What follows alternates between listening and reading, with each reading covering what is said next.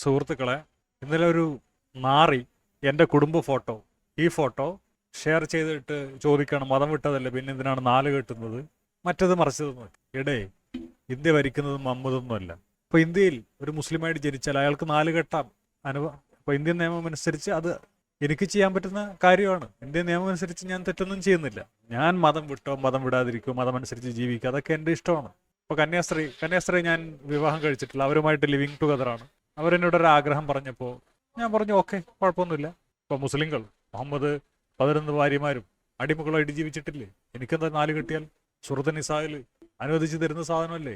സൂറത്ത് നിസാ പോട്ടെ, ഞാൻ ഖുർആൻ അംഗീകരിക്കുന്നില്ല, പക്ഷേ രേഖകളിൽ ഞാൻ മുസ്ലിമാണ്. അപ്പോൾ ഇന്ത്യൻ നിയമം അനുസരിച്ച് എനിക്കത് ചെയ്തുകൂടെ? അതിനാർക്കാണ് അവിടെ ഗുരുകൂട്ടുന്നത്? പിന്നെ ഒരു സ്ത്രീക്ക് കുറച്ച് പ്രായമുണ്ട്, അവർ ഹിന്ദു സ്ത്രീയാണ്. എന്നോട് ചോദിച്ചു തലയിൽ സിന്ദൂരം ഇട്ടിട്ടുണ്ടെന്ന് ചോദിച്ചു. ഞാൻ ആയിക്കോട്ടെ, ഓരോരുത്തരുടെ വിശ്വാസമല്ല, നടന്നോട്ടെ എന്ന് വിചാരിച്ചു. അപ്പോൾ അവർ ഈ ചൊവ്വാദോഷം കാരണം തല മൂത്ത് നരച്ചപ്പോൾ എനിക്ക് വിഷമം തോന്നിയിട്ട് ഞാൻ എൻ്റെ ഭാര്യയെ ആക്കിയതാണ്. അവർക്കൊരു ജീവിതം കൊടുത്തതാണ്. പിന്നെ അവർക്ക് ഒരു സർക്കാർ ജോലിയൊക്കെ ഉണ്ട്.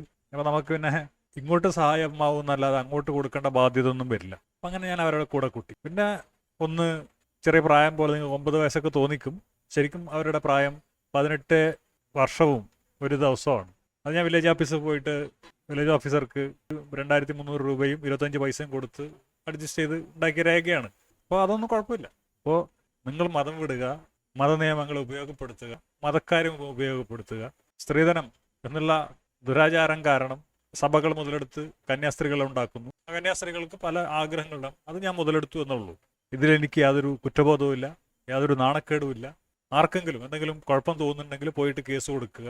ഒരു ചുക്കും മുടി പോലും ഒന്നും ചെയ്യാൻ പറ്റില്ല. കാരണം ഇന്ത്യൻ ഭരണഘടന ഇന്ത്യൻ മുസൽമാനായി എനിക്ക് അനുവദിച്ചു തരുന്നൊരു സാധനമാണ് നാല് കല്യാണം. ആർക്കാണ് ഇപ്പോൾ ഗുരുപൊട്ടുന്നത്? ഗുരുപൊട്ടം പൊട്ടിക്കിടും. പിന്നെ ഇരട്ടത്താപ്പ് ഞാൻ സഹിച്ചു. ഓരോ അലവലാദികൾ ഇറങ്ങിക്കോളും, നാറികൾ.